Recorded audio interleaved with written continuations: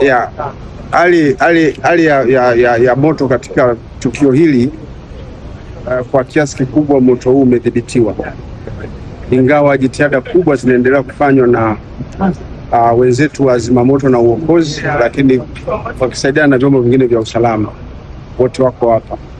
Lakini tangu tumepokea taarifa za tukio hili la moto majira ya saa 3 kamili, jeshi la polisi mkoa wa Mwanza walifika katika maeneo ya mapema sana kwa ajili ya kulinda usalama wa watu na mali zao, lakini kazi nyingine kubwa ilikuwa ni kwa ajili ya kufanya traffic control, traffic management. Kama mnavyojua, ule muda wa saa 3 na hii barabara inakuwa ina magari mengi. Kwa hiyo kazi kubwa ilikuwa ni kuhakikisha kwamba eneo hili traffic management inakuwepo ya kutosha kabisa, magari yanatafutiwa njia nyingine ya kupita kwa ajili ya usalama wa watu walikuwa wakitumia hii barabara. Lakini sambamba na hilo, eneo hili ni katikati ya mji.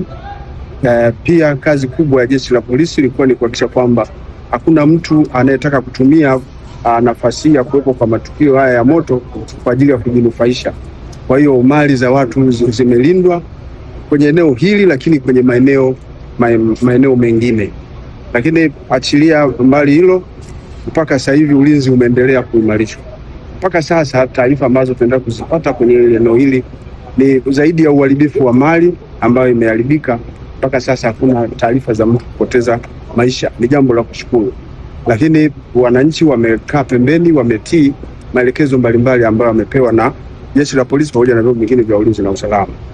Kwa kweli hali ya ulinzi imeimarishwa, na ndio maana hata kazi ya kuweza kuzima moto imefanyika kwa njia nyepesi, kwa sababu maji yanabidi yafuatwe kutoka sehemu mbalimbali kuletwa hapa. Kwa sababu ya utaratibu mzuri wa barabarani kule, magari yaliweza kupita katika maeneo yote na kuwahi kufika katika eneo hili kwa ajili ya kufanya kazi ya kuzima moto na kuokoa baadhi ya mali. Kwa hiyo zoezi linaendelea kukamilishwa la kuzima huu moto.